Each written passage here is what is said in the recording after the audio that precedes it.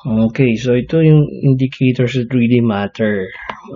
Again, for the purposes of value investing, these are really the indicators or ratios that we look for. Kasi some companies naman, some investors would just look at, like for example, no, a lot of them just look at price earnings. That's it. But there are some indicators that they are missing if they're just looking at price of earnings. So, I'll just show you everything. So, review of financial statements. No, syempre, we have the balance sheet. If you don't know accounting and all that, and you find it hard just to look at, so just skip through this. So, ito lang naman yan eh. So, there's cash, there's land, and all that. So, we have all this. And then, if you add that, ito yung total assets. If you notice, dapat balance yan, asset and liabilities and capital. Dito pa lang, you can already see how the company is performing. Marami ka na makikita dyan. Like, for example, how small the liabilities is compared to the total capital, total asset, retained earnings naman, how is it compared to the asset, to the equity that's already in already included therein.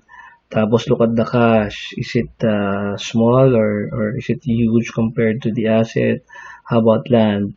Majority of the asset is invested in building. Is that a right ratio and all that? Accounts receivable 2.2 million. Okay pa yan. So all those things have to be considered when you're looking at the financial statements, at least from the managerial point of view. Tapos another one, syempre income statements, income and expense o yung profit and loss statement, no? So 1.4 million ang income and these are the expenses, so 238,000 yung net profit. So 238,000, 2.4 million, so diba? What does that mean? So profit margin, so going back here, no? Ang profit margin is the gross profit. Pag minus mo yung sales from the sales revenue and cost of sales, we have 1.4 million. If you divide this from the sales or revenues, then that's 58.33 million GPM or gross profit margin. Okay? So usually, hindi sinasama yung other income, but gross profit margin ang tawag dito. No? If you look at, divide the gross profit from the sales revenue, just subtracting the cost of sales or cost of goods. Tapos profit margin, another profit margin is the net profit margin. So the final net profit divided by the total sales. So 9.92% net profit margin. So kung you have 1 million, how much would the net income be?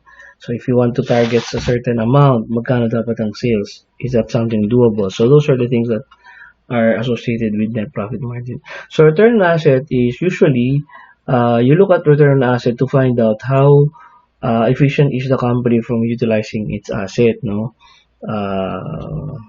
Usually ito tinitingnan natin sa mga bangko lalo na, no? Especially since the banks carry a lot of assets because marami silang depositors. For example, depositors, those are lodged in their accounts payable. Siyempre, part rin ng asset yun. So, the ability to make use or to utilize asset is really important, especially for banks. Now, may nakita ako I think it's Peter Lynch or including Warren Buffett and some other value investors. They said that, they're looking at about 1.5% return on asset for banks. And there are some banks that are fulfilling that here in the Philippines, but I think parang very few lang sa ROA. Okay. So ROA, so parang ganito yan, no? Your return on asset, which is the net profit divided by the total asset. So in this case, 0.98. If this is a bank, 1.5% ang gusto natin target, this will not pass. So we will not invest on this kasi return of asset niya mababa. Okay, ROE, favorite of Warren Buffett, ROE is the measure of the corporation's profitability. So example niyan is yung net profit divided by the total equity, which is the total equity is about 22.382 million, and the net profit is 238,000. So that's about 10%. Tama, yes, 20 million, 2.38. 23 million. Parang 1% lang dapat. Anyway, so I think there's a problem here. But basta ganun yun. You have to divide the net profit from the total equity. So this is the debt to equity naman, debt over equity or sometimes debt over asset, no? Ayan to. So usually halos similar naman yung value niyan. Total liabilities divided by the total equity. So 8%, okay yan, no? 8% debt over equity, okay lang yan. Maliit ang debt yan compared sa equity. Debt to asset, okay din to. How solvent the company is. 1.9 divided by 24.3. 8% only. Okay, reminder.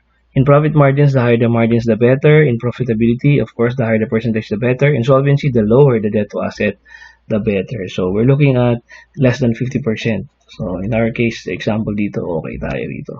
For banks, if sabi ko nga, no, 1.5% return asset, the higher the better. But the three common value indicators that are being used by value investors all over the world are the following: price over earnings. So, pag price over earnings, the lower the better. So, when we say a company is cheap, we look at any of the three indicators here kasi may price. So, remember, kaya nga price over earnings yan. When you inverse that, when you get the mathematical inverse, you will get earnings over price, which is actually the yield rate. Diba? Kaya, the lower price over earnings is the better. Price over earnings ratio is ganito example. So, I just put some examples here. Pero in reality, if you have Bloomberg, if you have PSE, the PSE website, you look at the financial statements, Business Week, you just compute by your own o kaya just rely on the price over earnings given by them. Okay, so price to book naman is just the price selling at the market and the book value. Okay, so again, given naman yan usually if you have the Bloomberg app, it's always computed in a day-to-day basis. Okay, price to sales is very important, lalo na no, nung especially remembering Enron and how some companies would cook the books even though they don't have revenues, they are putting a lot of net income. So if you're only looking at the net income, you wouldn't know na yung price to sales pala, wala namang sales. O kaya lit-lit ng sales compared to the price. So there would be a problem there na may post ng problem yan. Okay? So, I think yun. So, ganun lang naman. Sa tatlong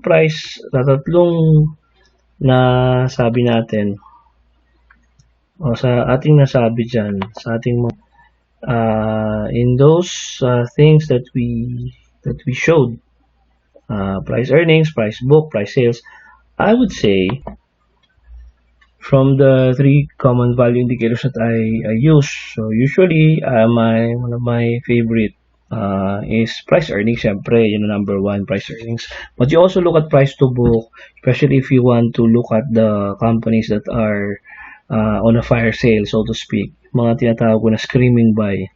If the company is selling below 1, lalo na yung price to book mo, 1 or very near, 1.1, 1.2.